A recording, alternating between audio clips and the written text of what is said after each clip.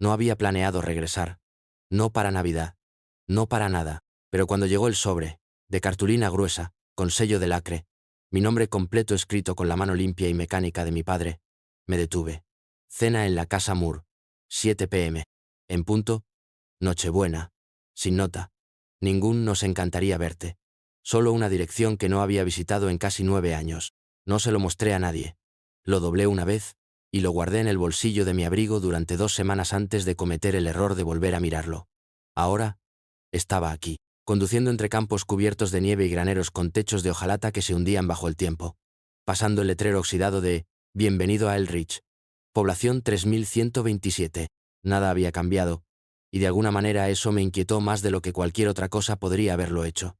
La casa Moore aún se alzaba como una fotografía que no había sido actualizada. Pilares blancos, setos perfectamente recortados, una corona en cada ventana.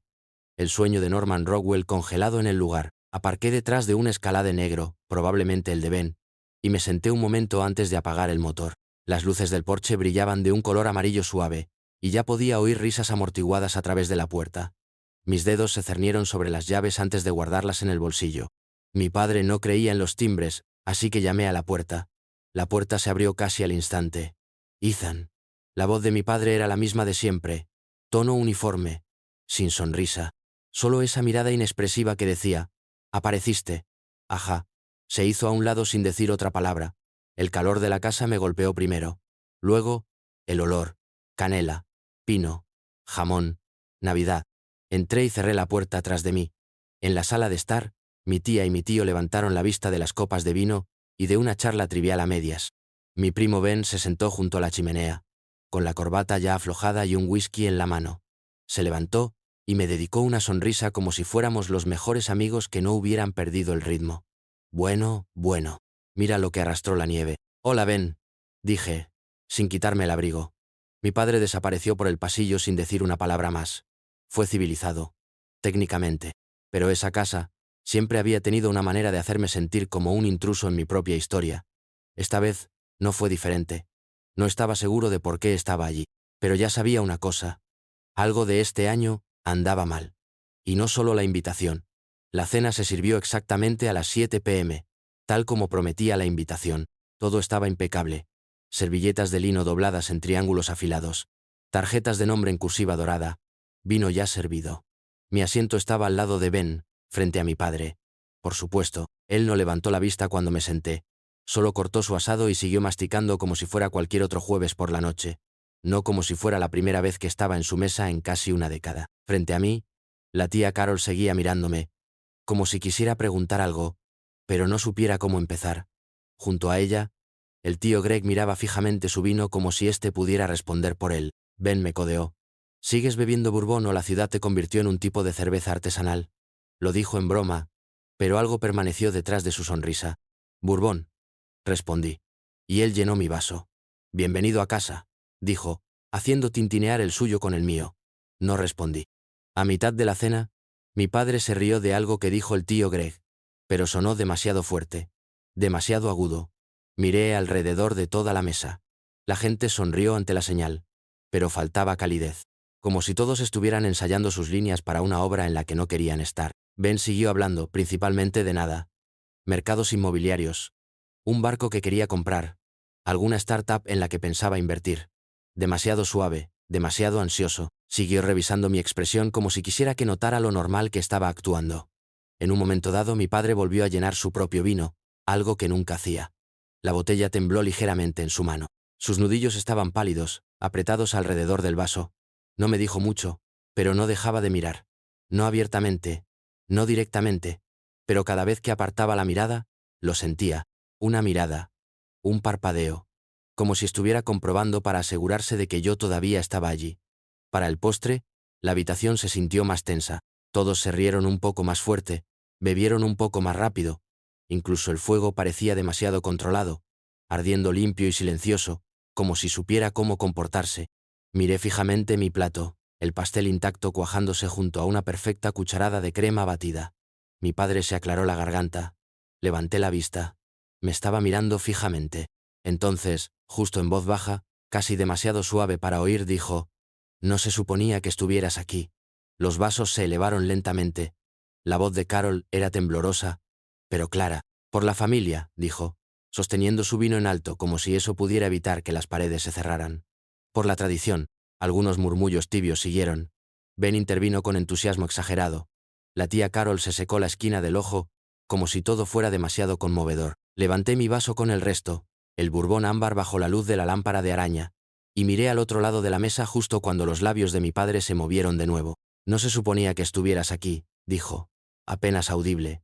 Nadie más pareció oírlo, o tal vez fingieron no haberlo hecho. Mi mano se congeló en el aire. Su voz no se había quebrado, no había vacilado.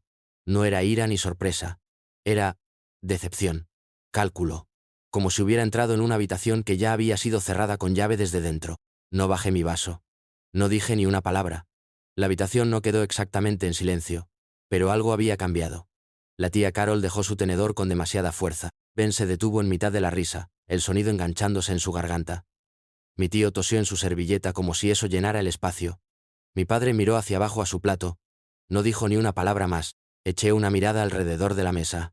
Nadie hizo contacto visual. La tostada avanzó mecánicamente, la gente sorbió. Murmuró vagas afirmaciones. Gratitud. Paz.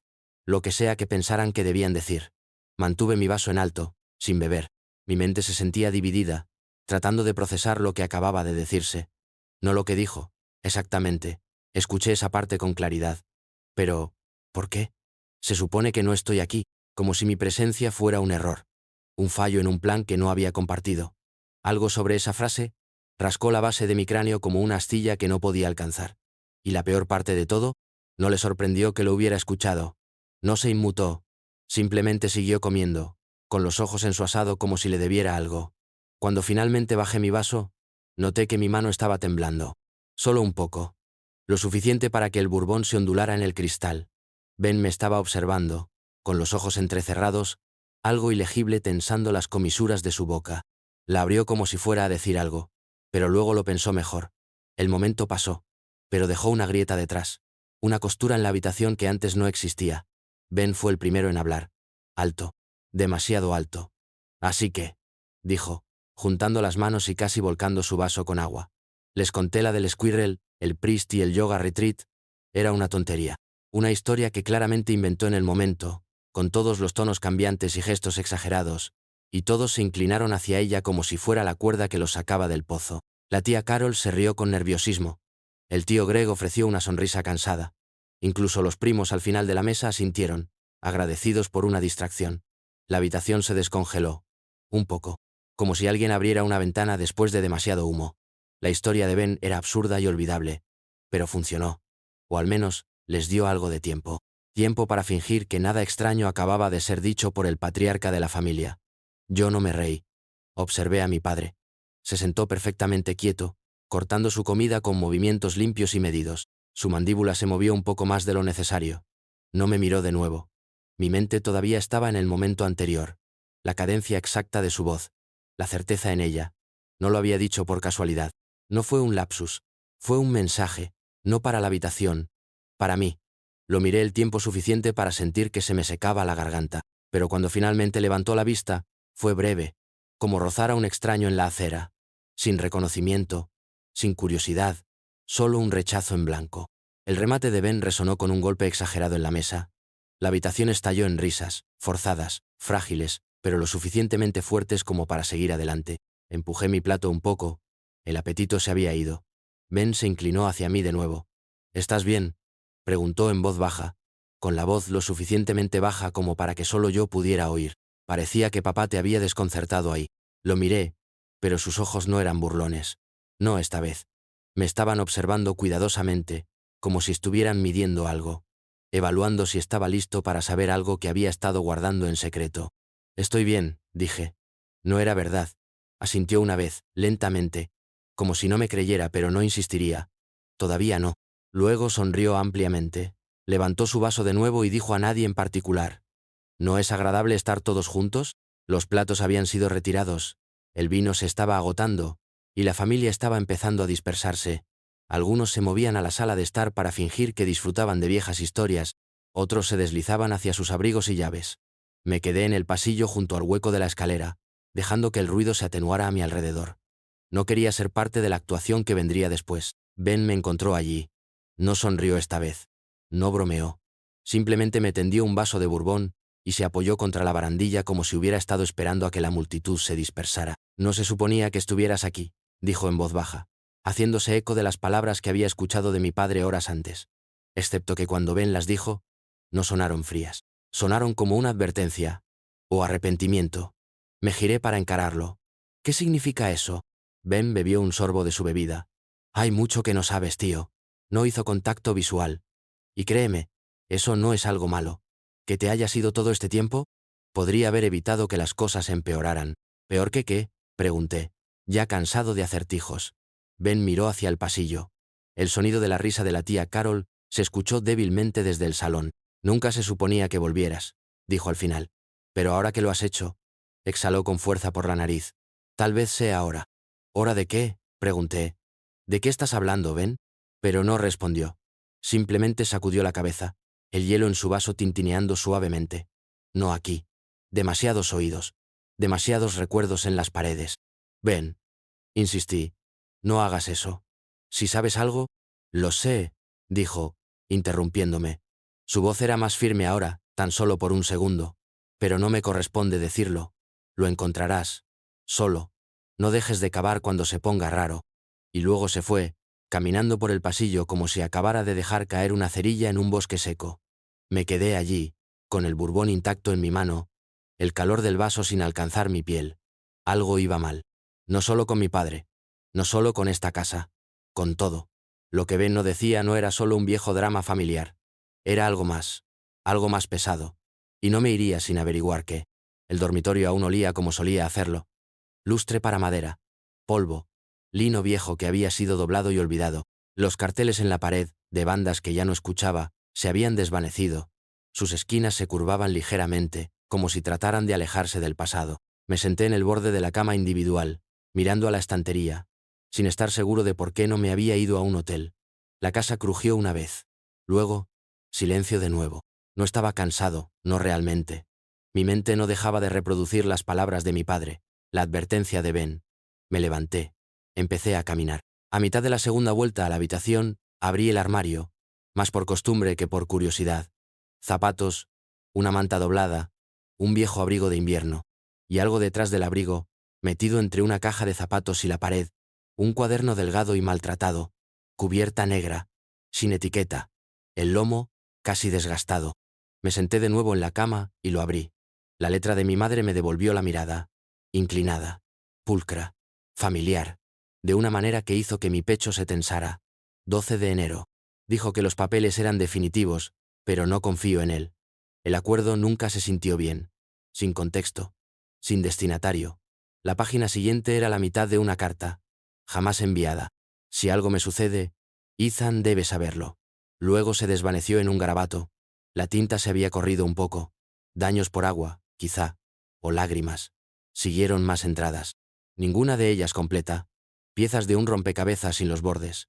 Pero dos palabras seguían apareciendo, a veces subrayadas, siempre aisladas. El acuerdo. Y una vez, cerca del final, subrayado 2 veces. Walter Kane. No conocía ese nombre. Estaba seguro de que nunca lo había oído antes. Pero la forma en que lo había escrito, presionado con fuerza en el papel, como si tratara de hacer gritar a la pluma, significaba algo. Hojeé las páginas de un lado a otro, buscando una fecha, una pista, cualquier cosa. El diario terminó abruptamente. Sin firma, solo una línea final en mayúsculas, garabateada desordenadamente. «No confíes en Alan con esto. Mi padre». Me senté quieto, con el diario abierto en mi regazo, el latido del corazón fuerte en la habitación silenciosa. Lo que fuera este acuerdo, de lo que mi madre hubiera tenido miedo, no era solo tensión familiar, era algo más oscuro, algo enterrado. Y ahora, de alguna manera, había empezado a salir a la superficie. El café ya estaba listo cuando bajé las escaleras. Mi padre estaba en la cocina, con las mangas arremangadas, leyendo el periódico como si aún fuera 1998. El olor a tocino flotaba en el aire, pero no había platos. Solo una taza. Levantó la vista cuando entré, con una expresión ilegible. No se sorprendió al verme. Tal vez había estado esperando. Encontré el diario de mamá. Dije sin rodeos. No quería andarme con rodeos. No con él. No se inmutó. Simplemente dejó el periódico y tomó un largo sorbo de su taza. Ah, ¿sí? Ella mencionó a alguien, Walter Kane, y el acuerdo. Dijo que no confiara en ti. No habló de inmediato. Solo miró más allá de mí, a través de la ventana de la cocina, donde la nieve estaba empezando a acumularse en los setos. Entonces, tu madre guardaba secretos. Me di cuenta. Le gustaban los rompecabezas, dijo, como si fuera un recuerdo casual, no una evasiva. Siempre pensó que faltaban piezas en la imagen, incluso cuando no las había. ¿Las había? Sus ojos finalmente se encontraron con los míos, agudos, fríos. No deberías investigar esto, Ethan. ¿Por qué? ¿Porque te hace sentir incómodo? Porque no ayudará en nada. Ella se ha ido. Déjalo estar. Me acerqué, bajando la voz. Ella no quería que lo dejara estar. Escribió que si algo le pasaba, necesitaba saberlo. Me miró fijamente durante un largo momento. Entonces, más suave de lo que esperaba, dijo, tu madre debería haber quemado ese diario. Las palabras golpearon como una gota helada en mi columna vertebral. No porque fueran fuertes, sino porque eran honestas. No fue una negación, fue arrepentimiento. Pero no el tipo que busca el perdón, el tipo que se resiente de ser atrapado. Volvió a su café. Ese fue el final de la conversación en lo que a él concernía. Pero ahora lo entendí. Había algo verdadero, algo de lo que ella trató de protegerme, incluso después de haberse ido. Y mi padre, estoico, calculador, consumido por décadas de silencio, no me diría la verdad, no directamente. Cualquiera que fuese el acuerdo, él era parte de este. Tal vez incluso el autor. Y ahora, sin querer, había confirmado lo peor que un hijo podía escuchar de su padre. Tu madre no confiaba en mí. Y tenía razón. Llamé a Ben esa misma tarde. Le conté sobre aquel diario. El nombre. La forma en que papá había reaccionado como si no fuera solo historia, sino un cable vivo que ambos habíamos tocado. Él no preguntó nada. Solo dijo, dame una hora. Nos reunimos en un restaurante en las afueras de la ciudad, del tipo con cabinas de vinilo agrietadas, y una camarera que conocía a todos por su pedido. Ben tenía una carpeta en la mano, gruesa y doblada por los bordes. La deslizó por la mesa sin más. Hice algunas averiguaciones, la abrí. Recortes de periódico, documentos legales, registros de propiedad. Walter Kane, dijo Ben, revolviendo su café. Solía ser dueño de media tierra al norte del río. En los años 80, estuvo involucrado en un escándalo de fideicomiso de tierras con algunos otros nombres que reconocerías, Alan Moore entre ellos. Mi padre. Fue encubierto. Nunca se presentaron cargos formales. Pero el dinero se movió. La tierra cambió de mano rápidamente. El nombre de tu mamá nunca apareció en nada, pero te garantizo que ella lo sabía.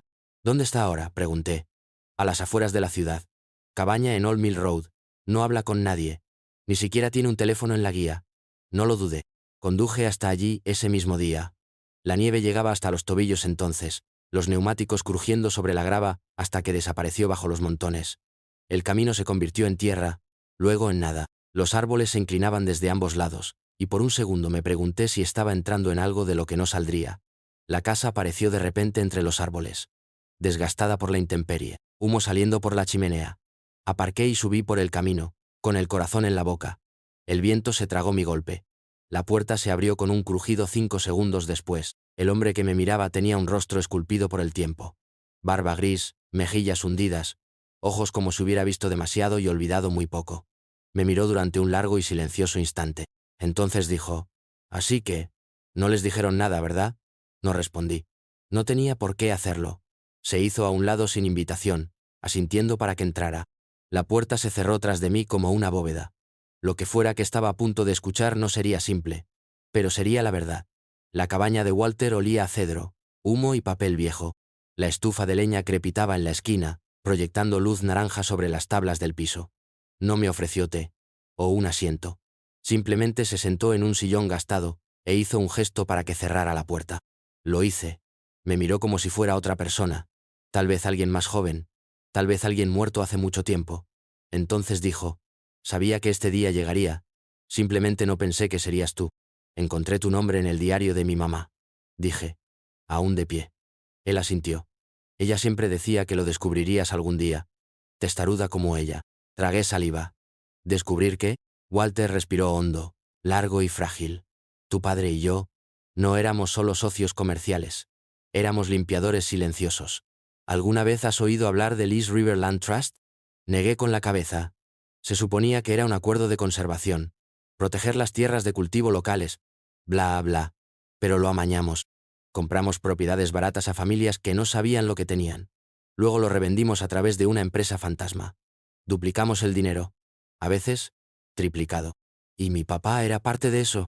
Tu papá lo dirigía, dijo Walter. Yo solo construí el papeleo. Lo miré fijamente. Entonces, ¿qué pasó? Tu madre, dijo. Se suponía que ella no debía saberlo. Pero lo hizo. Ella trabajaba en el banco, ¿recuerdas? Ella vio las cuentas, los nombres. Ella empezó a hacer preguntas. Se puso curiosa.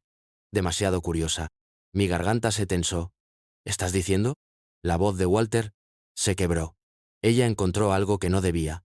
Documentos que habrían desentrañado todo el asunto. Ella le dijo a Alan que iba a entregarlo. Dijo que el pueblo merecía saberlo. Y él apartó la mirada. Y entonces, el accidente automovilístico. Eso no fue el destino, Ethan. Eso no fue el clima ni los malos frenos. Tu padre me dijo que ella murió rápido, pero nunca lo he creído. Mi estómago se revolvió. Él la mató. Walter no asintió. No habló. Solo miró el fuego, con los ojos vidriosos. No se suponía que debías nacer. No, entonces. No después. Tu mamá supo que estaba embarazada la semana antes del accidente. Alan me contó eso. Dijo que lo arruinó todo. Sentí que el calor me subía a la cara. Me temblaron las piernas. Me quedé callado, contó Walter. Pero lo dejé todo en una caja. Si desaparezco, sabrás dónde está. Deberías habérselo dicho a alguien. Lo estoy haciendo, afirmó. A ti. A la mañana siguiente, conduje de vuelta a la ciudad con las manos aún temblando. No podía quitarme la voz de Walter de la cabeza.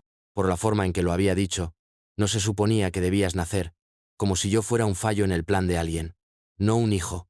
Un error. Entré en el camino de entrada de Ben, justo antes del mediodía. Su coche estaba allí. También había otro. No el suyo. Estaba estacionado al otro lado de la calle, en ángulo, como si se hubiera detenido rápido. Ventanas polarizadas. Motor al ralentí. Una figura tras el volante. Me detuve a mitad de camino. El conductor no se movió. Dentro, Ben caminaba de un lado a otro. Has estado ausente mucho tiempo, dijo. Tienes un aspecto terrible. Le conté lo que Walter me había dicho. No todo. Solo lo suficiente. Ben no interrumpió. Solo nos sirvió un vaso a cada uno y se quedó junto a la ventana, mirando a través de la cortina. Ese coche lleva ahí desde anoche, dijo. No veo placas. ¿Crees que nos vigilan? ¿O a ti? ¿Importa? Ambos conocíamos la respuesta. Me marché después de una hora. No podía quedarme quieto. Reservé una habitación en un motel de carretera en las afueras de la ciudad, con el apellido de soltera de mi madre. Esa noche, mientras me lavaba los dientes, alguien llamó a la puerta. Un golpe seco. Luego, silencio. Abrí la puerta.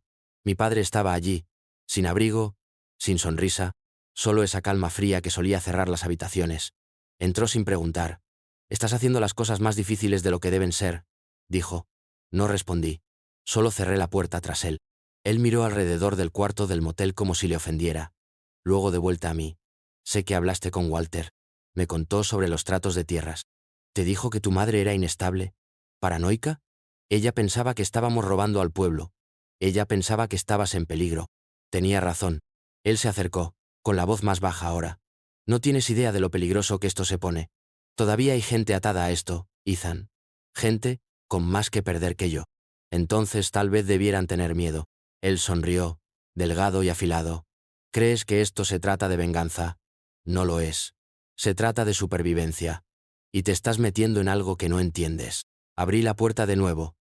«Entonces explícalo». Él no se movió. Solo me miró durante un largo momento.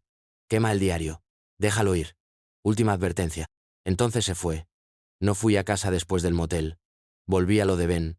Él abrió la puerta antes de que llamara, como si hubiera estado esperando. Su rostro parecía más viejo de lo que había estado hace 2 días. Cansado. A la defensiva. «Él vino a verte, ¿verdad?», preguntó. Asentí. Me dijo que quemara el diario. Dijo que esto no se trataba de venganza, sino de supervivencia. Ben se hizo a un lado. «Entonces supongo que nuestro tiempo se acabó». Nos sentamos en el sótano. Su supuesto despacho, lleno de estanterías con porquerías familiares, recuerdos deportivos y una vieja cinta de correr que no se había movido desde 2015. Él fue a un archivador cerca de atrás. Lo desbloqueó. Sacó un sobre grueso de Manila. «No estaba seguro de si estabas listo», dijo. No sabía si yo lo estaba. Para ser honesto. ¿Qué es eso? Todo, dijo, poniéndolo sobre la mesa. Títulos de propiedad, registros policiales, cartas, cosas que Walter me envió hace años, cosas que encontré yo mismo. Lo abrí y empecé a hojear documentos con el nombre de Alan por todas partes. Intercambios de propiedades, valores inflados, empresas fantasma, cartas de Walter a mi padre, advirtiéndole que estaban forzando su suerte. Una nota manuscrita con la letra de mi padre. Eliza está haciendo preguntas. Necesitamos encargarnos de esto. El nombre de mi madre. Apuntado como un problema a resolver. ¿Tenías todo esto?, dije en voz baja. ¿Y no me lo dijiste? Ben se echó para atrás. ¿Crees que quería arrastrarte a esto? Tuviste una vida entera. Lejos de aquí. Una vida limpia. No iba a ser el tipo que corriera la cortina. Empujé la carpeta hacia él. Me usaste. Te protegí, dijo, con voz dura. Si hubieras aparecido aquí hace 5 años, aún blando, aún tratando de obtener la aprobación de tu padre, esto te habría destrozado.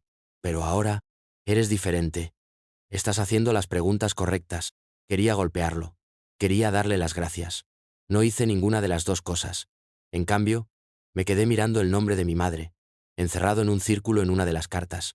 Ella lo había sabido. Se defendió. Murió por ello. Y yo había sido criado por el hombre que enterró la verdad. Cerré el sobre. Lo tomé conmigo y me fui. Ben no me siguió. Tomó 3 mensajes de texto y una llamada para arreglarlo. Le dije a Alan que quería hablar. Aclarar las cosas. Le dije que estaba cansado. Listo para dejarlo pasar. Él respondió en 5 minutos. Mañana. Mediodía. Mi oficina. Todavía la llamaba oficina. Era un estudio en la parte trasera de la casa, con paneles de madera oscura y un cajón con llave en cada gabinete. Llegué 10 minutos antes y esperé en la entrada hasta el mediodía en punto. Por dentro, todo olía a barniz viejo y a silencio. Nos sirvió una bebida a cada uno. ¿Escocés? Acepté. Luego puse mi teléfono boca arriba sobre la mesa auxiliar, la grabación ya rodando. Él no se dio cuenta, o no le importó. He estado pensando. Comencé, interpretando mi papel. Tal vez reaccioné de más. Él sonrió. Ligeramente. No eres el primero. Yo solo. Necesito entender. Sobre mamá. Sobre todo. Él asintió lentamente. Se reclinó. Estás buscando claridad. Respeto eso. Por un momento, pensé que no iría más allá, que volvería al silencio de nuevo. Pero luego dijo, tu madre era una buena mujer, pero era emocional, dramática. Ella estaba asustada, dije. Ella era imprudente, replicó. Ella quería ir a la policía, sobre algunos trámites y teorías a medio cocer. Habría destruido todo, a todos. Así que la detuviste. Él no lo negó. Hubo un accidente, dijo, con los ojos fijos en su vaso. Ella cogió el coche después de una discusión. Nieve en la carretera. Perdió el control. Pero no fue un accidente. No habló durante mucho tiempo. Simplemente pasó un dedo por el borde de su vaso. La seguí, dijo finalmente, para tranquilizarla, calmarla, pero ella no escucharía. Ella se detuvo gritando, agitando papeles. Dijo que iba a ir al fiscal de distrito a la mañana siguiente. Me quedé quieto. Ella resbaló. Se golpeó la cabeza. No la empujé, pero tampoco pedí ayuda. Las palabras quedaron allí, feas y suaves. Entré en pánico. Susurró. Ella ya estaba sangrando. Hacía frío. Ella habría muerto de todos modos. Así que, hice que pareciera un accidente. Hice rodar el coche por el terraplén. Mantuve mi cara neutral. Dijiste que resbaló. Respondí. Pero esperaste. La dejaste morir. Él no respondió. Mi teléfono todavía estaba grabando. Cada palabra. Cada pausa. Me levanté. Hemos terminado aquí. Sus ojos se dirigieron entonces al teléfono. Finalmente, entendiendo. Pero era demasiado tarde. Puse la grabación para Ben, en el mismo sótano donde él me entregó por primera vez el sobre. No nos sentamos. Simplemente nos quedamos allí mientras la voz de mi padre llenaba la habitación. Firme, fría, confesando. Cuando terminó, Ben no dijo nada durante mucho rato. Simplemente se frotó las manos sobre la cara como si intentara despertarse de una pesadilla en la que había aprendido a vivir. ¿Estás seguro de esto?, preguntó. No lo estaba, dije. Pero lo estoy ahora. Él asintió una vez. Luego caminó hacia su computadora portátil y abrió un sitio encriptado. Lo observé subir el archivo, la grabación de audio completa, más escaneos de los documentos que habíamos reconstruido. Sin nombres, sin cuentas rastreables, sin firma de autor, solo la verdad, entregada con precisión quirúrgica. Dentro de 24 horas, Llegó a las noticias locales. Patriarca de la familia Moore vinculado a un encubrimiento histórico. La palabra patriarca me enfermó, como si fuera algún anciano honorable atrapado en un mal momento. Pero los medios siguieron adelante. El caso sin resolver, el choque escenificado, los documentos falsificados, fraude de tierras, susurros de obstrucción. Para el segundo día, la policía vino a llamar. Ben me llamó antes de que saliera la noticia.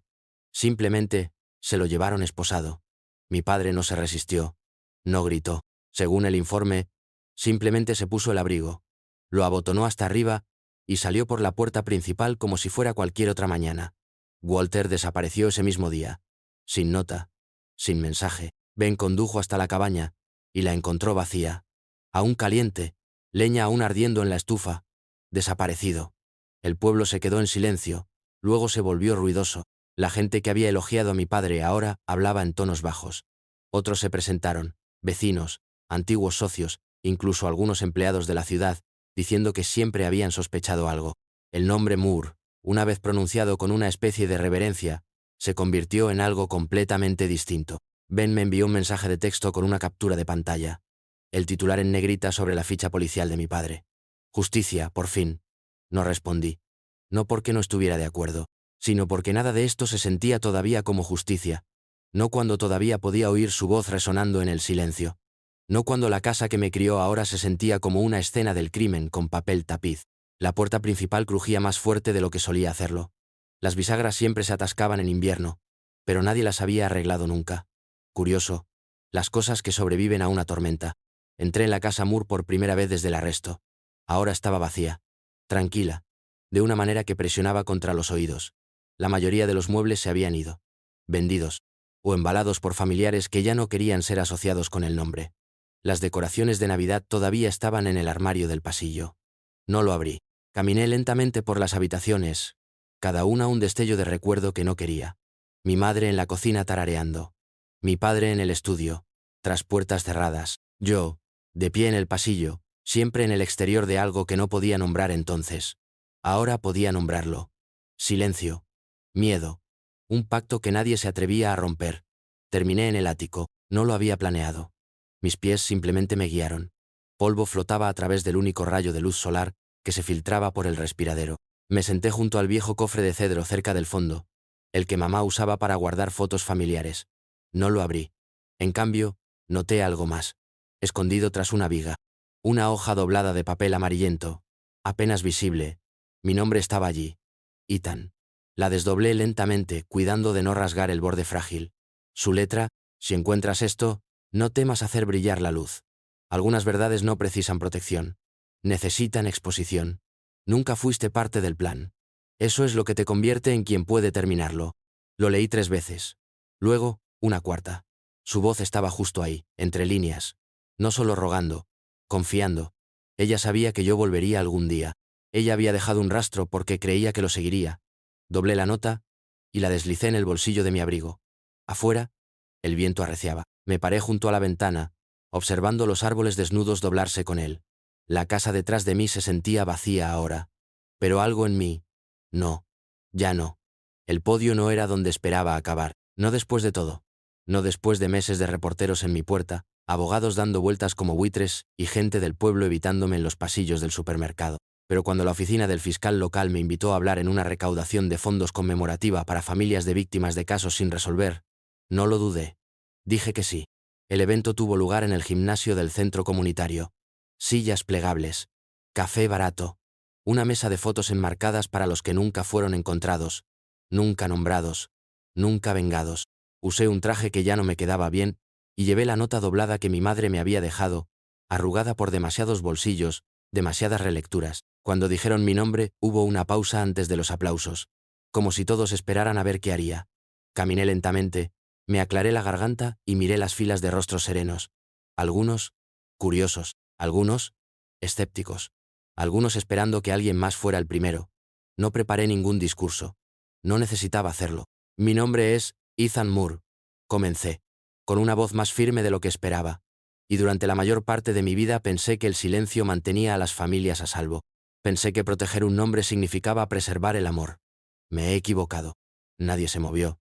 Mi madre fue asesinada en lo que se dictaminó como un accidente. Durante casi 30 años. Eso es lo que creímos. Porque creer cualquier otra cosa significaría admitir que las personas más cercanas a nosotros pueden hacer cosas terribles. Y esa es la verdad más difícil de afrontar, ¿no es así? Que el mal no siempre viene de extraños. A veces lleva una cara familiar. A veces se sienta a tu mesa. Un silencio cayó sobre la sala. El tipo que no pide simpatía, sino comprensión. Hablamos de justicia como si fuera algo limpio, continué, como si fuera algo que entregas a hombres con uniformes o en juzgados. Pero a veces, la justicia comienza en el ático de la casa de tu infancia, en un cuaderno olvidado, en la decisión de hablar cuando todos los demás quieren que te calles. Me detuve. Mi madre me dejó un mensaje antes de morir. Decía, no tengas miedo de hacer brillar la luz. Así que lo hice. Cuando terminé, la gente no aplaudió de inmediato. Se pusieron de pie, uno a uno, no en voz alta, no ostentosamente, solo en silencio, respetuosamente, como si la verdad por fin hubiera sido invitada a la habitación. El video estaba en línea en 1 hora. Por la mañana, se había vuelto viral, y por primera vez desde que volví a casa, no me sentí como un error, me sentí como alguien que pertenecía. Esta historia fue brutal, pero esta historia del otro bando es aún más demente.